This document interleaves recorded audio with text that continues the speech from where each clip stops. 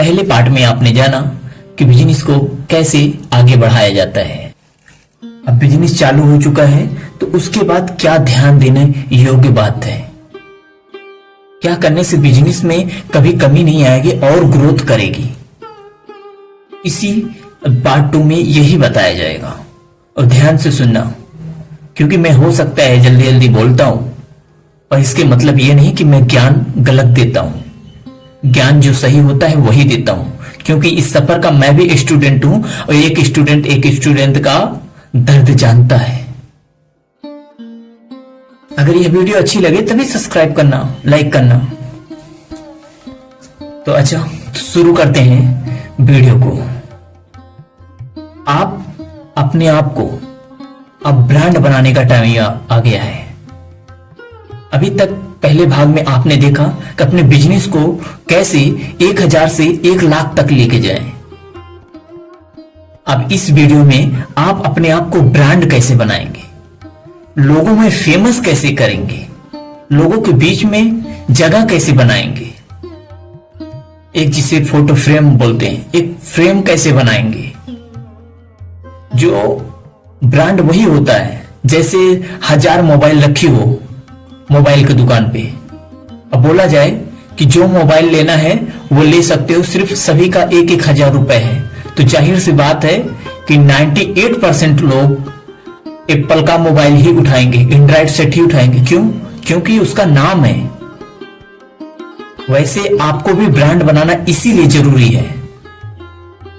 जैसे हर छोटी से छोटी कंपनी, बड़ी से बड़ी कंपनी, छोटा से छोटा गलती को भी वो दूर करते हैं, चाहे गूगल्स हो चाहे कोई भी कंपनी हो। छोटी से छोटी गलतियों को इग्नोर नहीं करते वो लोग।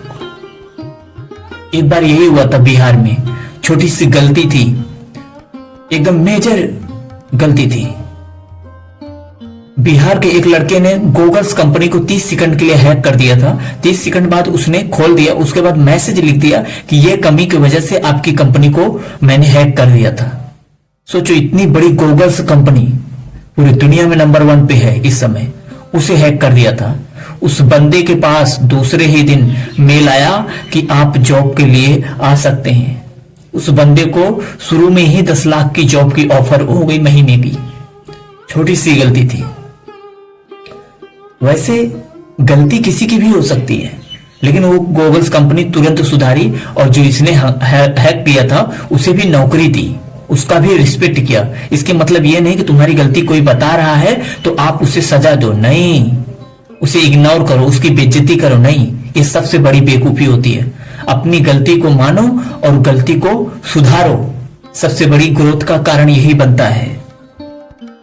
1% अगर गलती है तो उसे 100% मान के उसे पहले सुधारो, फिर आगे बढ़ो। ऐसे रॉयल्स रॉयल कंपनी में जब रॉयल्स रॉयल रिलीज होने वाला था, जिस दिन उसका पब्लिक करने वाले थे, उसी दिन मालूम चला कि उसमें बैठने की वजह से लोगों को उल्टी हो जाता है, तबीयत खराब होने लगता है। रॉयल्स रॉयल ने तुरंत उस पार्टी को, उस जो इवेंट था पूरा, उसको निरस्त कर दिया। रॉयल्स रॉयल ने तुरंत बोला कि पहले उस गलती को सुधारो, फिर से इसे नॉमिनेट किया जाएगा। 3 महीने के अंदर उस गलती को सुधारा गया। उसके बाद फिर से पब्लिक के सामने दोबारा लाने का लिए ऐलान किया गया, फिर पब्लिक के सामने आया। कोई भी बड़ी से बड़ी गलतियां, छोटी से छोटी गलतियां, कोई भी हो, मायने नहीं रखती कि वो छोटी गलती है या बड़ी गलती रखती है। नूर से फरूर बनता है, इश्क का छोटा सा जख्म नासूर बनता है। वैसे कंपनी होती है। अब कस्टमर को ध्यान देने योग्य बात यह है कि अभी कस्टमर को दिक्कत क्या आ रही है। जैसे आपकी दुकान चालू हो गई, कंटिन्यू चल रही है, सब कुछ अच्छा चल रहा है। अभी एनालाइज करने की जरूरत है कि कस्टमर को क्या दिक्कत आ रही है। अगर कस्टमर का दिक्कत समझ लिए तो आपकी कंपनी जो 1000 से 1 लाख गए हो, अब 1 लाख से 10 लाख पहुंचने में 2 महीने नहीं लगेगा, क्योंकि आपने कस्टमर का दिक्कत समझ लिया। जो कस्टमर का दिक्कत समझ लिया वो कंपनी को आगे बढ़ा लिया। उसके बाद कभी भी अपनी क्वालिटी में कॉम्प्रोमाइज ना करें। हो सके तो सुधारें, लेकिन कभी भी कॉम्प्रोमाइज ना करें कि क्वालिटी उसे तोड़े। क्योंकि आपकी क्वालिटी की वजह से ही जानते हैं। आज फिर एप्पल का बात उस पे याद आया मुझे। जब एप्पल पहली चक्कर एप्पल आईफोन रिलीज किया जा रहा था, उस वक्त एप्पल बहुत अच्छा मॉडल था। जिस हिसाब से उसका फीचर्स था उस हिसाब से कोई कम नहीं था, लोग लेते ही। लेकिन जिस वक्त आया गूगल के सीईओ ने, जो एप्पल कंपनी के सीईओ जो एप्पल के सीईओ है, उसने मोबाइल देखा, मोबाइल को उठा के पानी में डाल दिया। मोबाइल पानी में जाते ही कुछ देर बाद बंद हो गया। उसने बोला पानी में डालने का एक वजह था, क्योंकि मोबाइल थोड़ा जैसे पहले चाइना की मोबाइल आती थी ना, बड़ी मोटी मोटी, वैसे वो मोबाइल थी उस समय। तो उसने कंपनी ने बोला कि अगर इसमें पानी जा सकती है तो साफ सी बात है कि ये छोटी भी हो सकती है। जितने भी उनके चीफ ओनर वगैरह थे, जितने भी उनके स्टाफ थे, सब ने बोल दिया इससे छोटी मोबाइल नहीं बन सकती, इससे पतली मोबाइल नहीं बन सकती। एप्पल के सीईओ ने तुरंत मोबाइल को पानी में डाल लिया। जब उसमें पानी चला गया, उसने बोला अगर इसमें पानी जा सकता है तो ये और पतली हो सकती है, पहले इसे सुधारो। फिर एप्पल कंपनी ने उसे और पतली कर दिया, जो अभी देखते हो एकदम पतला आता है आईफोन। इसी वजह से छोटी छोटी गलतियों को सुधारना बहुत ज्यादा जरूरी होता है।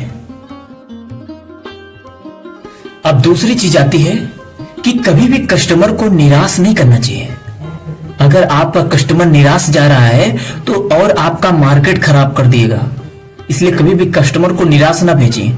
हो सकता है ना आपकी गलती हो ना तो कस्टमर की गलती हो, क्योंकि कोई कोई ऐसा पैकिंग सामान आता है जो आपकी गलती नहीं होती, नहीं कस्टमर की गलती होती, डायरेक्ट कंपनी की गलती होती है। लेकिन फिर भी वो गलती को सुधारना पड़ता है, क्योंकि दुकान आपका है, कस्टमर आपका है। ये तो सिर्फ कंपनी पैसा कमा रही है आपको माल देके। कंपनी को कुछ नहीं जाएगा, आप नहीं तो दूसरा कोई बेचेगा ही। कंपनी आपकी, दुकान आपकी है, तो आपको सुधारना पड़ेगा। अगर हर दिन का 1 लाख रुपए कमा रहे हो, कस्टमर को अगर आपकी गलती नहीं है, कस्टमर का भी गलती नहीं है, फिर भी अगर 1000 रुपए गंवाना का तैयार होना चाहिए। गंवाने में कोई तकलीफ नहीं होना चाहिए। कभी कभी होता है। एक बार मेरे साथ एक स्टूडेंट हुआ था, मेरा कंप्यूटर खराब हो गया था, उसका मदरबोर्ड था, मैं करीब कई चक्कर जा चुका था। वो हमेशा यहाँ कंपनी में जाओ, वहां कंपनी में जाओ, 2-3 चक्कर तो मैं मदरबोर्ड ऑफिस में जा चुका, लेकिन ठीक ही नहीं होने का। फिर एक दिन पूरा मूड बना के गया, वहां पे गया, चिल्लाने लगा मैं।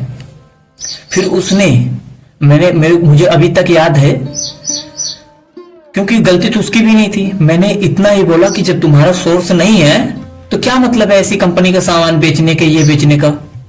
तो तब से उसे पीछे से मेरे से बोलता है, अरे तेरे अक्कल वक्कल है कि नहीं। तो मेरे मुंह से निकल गया डायरेक्ट, अक्कल होता तो पीएम के साथ होता, तेरे दुकान पे आके झक नहीं मराता। जब इतना स्पीड में जब पब्लिक उसकी मेन शाम को ही टाइम पब्लिक इकट्ठा होती 5 बजे के बाद, उसी वक्त में गया था। और पब्लिक को बचाने के लिए, उसका दुकान के जो स्टेटस था बचाने के लिए, उसका मालिक ने बुलाया, बोलता क्या है। तो मैं बताया, मैं बोला कि इतने 17 चक्कर दौड़ा चुके हैं। उसने बोला ठीक है, फिर क्या करना है, क्या क्या। तो मैंने बोला कि मेरे को उसके चक्कर में एक फालतू एक ईयरफोन पकड़ा दिए हैं और इधर उधर का सामान में जो पकड़ा दिए थे, क्योंकि जो सामान लगाए थे, एक उसका आईसी वगैरह कुछ बदले थे तो वो खराब नहीं था, लेकिन फिर भी बदल दिए थे। फिर उसको लिखलवा कर उसके दर पर दूसरा सामान मेरे को पकड़ा दिए थे।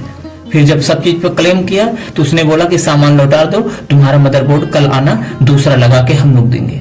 उसने अपने जेब से लगा के दिया था, मुझे मालूम है। लेकिन आज भी रिस्पेक्ट है ना दुकान, क्योंकि उसे चलाना है। गलती उसकी भी नहीं थी, ये भी मैं मानता हूं, लेकिन जो दौड़ा रहा था, जो उसके वर्कर बोल रहे थे, उसके बात पे मुझे गुस्सा आई थी। इसलिए बिहेवियर भी जरूरी होता है। कभी भी किसी कस्टमर को निराश ना करें। अगर आपको दुकान और कंपनी को और दुगनी मेहनत से बढ़ाना है तो ये बात याद रखने की जरूरत बहुत ज्यादा है। जब आपकी दुगनी कंपनी चलने लगी तो एक समय के बाद एक ऐसा समय आ जाता है जो शॉप को संभाल नहीं सकते। लिमिट पार होने के बाद आप नहीं कर सकते। उस काम के लिए लोगों को रखना ही पड़ता है। जैसे 1 किलो मटर के दाने लाओ, मटर की जो छीमी हो तो वो लाओ, उसे छीलते छीलते आपको 1 घंटा लगेगा, लेकिन वही 4 आदमी बैठ जाएंगे, 5 मिनट में वो मटर के दाने अलग हो जाएगा। वह उसी काम के लिए आपको आदमी रखना पड़ता है। लेकिन दिक्कत यह है कि डायरेक्ट आप रख भी नहीं सकते किसी को, उसके लिए समझना पड़ता है कौन सा किसके काबिल है, किसके काबिल नहीं है। लेकिन रखने के लिए यह ना सोचें कि मेरा कौन पुराना आदमी है, कौन नया आदमी है, कौन जात धर्म का है, कौन नहीं है, क्योंकि बिजनेस ये कभी नहीं मांगती। बिजनेस मांगती है सही रिजल्ट, सही व्यक्ति। अब डॉक्टर को दवा देना आता है, इसके मतलब नहीं डॉक्टर को अभी बोलोगे गाड़ी बनाने के लिए तो गाड़ी नहीं बना पाएगा। कहने का मतलब ये है, अगर एक कंपनी कोई पार्ट बनाती है, उसका जो रिश्तेदार है, उसका जो जीजा है, वो नया नया आया है, उसे क्या मालूम है, केवल सिर्फ अपने साला जीजा की वजह से कोई काम वाम सीखा उखा नहीं है, काफी दिन से वहीं ऐसे पड़ा है, क्योंकि उसे पैसा तो मिल ही रहा है ना। वो काम क्या सीखा है, सिर्फ पेंटिंग का और झाड़ू मारने का। और जो दूसरे बंदे हैं, कोई मशीन का पार्ट बना रहा है, कोई टायर बना रहा है, कोई कुछ भी बना रहा है, बड़े बड़े मशीन पार्ट्स बना रहे हैं। अब सोचो कि हमारा जीजा है तो हम उसे इंजीनियर का पोस्ट दे दूं, तो ऐसा नहीं चलता। जो इंजीनियर के काबिल है उसे इंजीनियर का काम देना पड़ेगा, जो साफ सफाई के काबिल है उसे साफ सफाई का काम देना पड़ेगा। और तुम्हारा जीजा है, तुम तो उसे इंजीनियर का पोस्ट तो दे दोगे, कोई बोलने वाला है नहीं, लेकिन उसे कंपनी पर असर पड़ेगी और माल पे असर पड़ेगा, एक काम नहीं होगा, उसमें टाइमिंग का असर पड़ेगा और उसके कारण आपकी कंपनी धीरे धीरे करके टूट जाएगी। और कंपनी टूटेगी तो साफ सी बात है, आप भी लिख लोगे, आपके जीजा भी लिख लेंगे, सब कुछ तहस नहस होगी। इसलिए जिस चीज की जरूरत जहां पे है वहीं पे करें। एक एग्जाम्पल से और समझ सकते हैं आप, अगर टीचर का एक ही क्लास में कई स्टूडेंट होते हैं, लेकिन जब एग्जाम होता है तो रिजल्ट में किसी का फिजिक्स में अच्छा नंबर आता है, किसी केमिस्ट्री में, किसी की बायोलॉजी में, किसी की हिंदी में, किसी में सामाजिक विज्ञान में। अब इसके मतलब ये नहीं कि आपके संपर्क वाला है तो जो बोल रहा है उसे वैसा दे दो, नहीं। जिसका जैसे रिजल्ट आया, अगर फिजिक्स में उसका ज्यादा नंबर आया है तो उसे फिजिक्स का टीचर बनाओ, और हिंदी का ज्यादा नंबर आया है तो उसे हिंदी का टीचर बनाओ। किसी का ड्राइंग में, आर्ट में अच्छा है तो उसे आर्ट का टीचर बनाओ। जिस चीज में जिसका नंबर ज्यादा है उसको उसी के हिसाब से दो। मेन चीज आप संभाल लो, प्रिंसिपल का पोस्ट आप संभाल लो पैसे के दर पे। जय हिंद। आगे देखते हैं पार्ट 3 में कि इसके आगे क्या क्या हो सकता है, कंपनी कैसे और इसकी दुगनी स्पीड से आगे बढ़ेगी और कंपनी को हमेशा के लिए बरकरार कैसे रखें।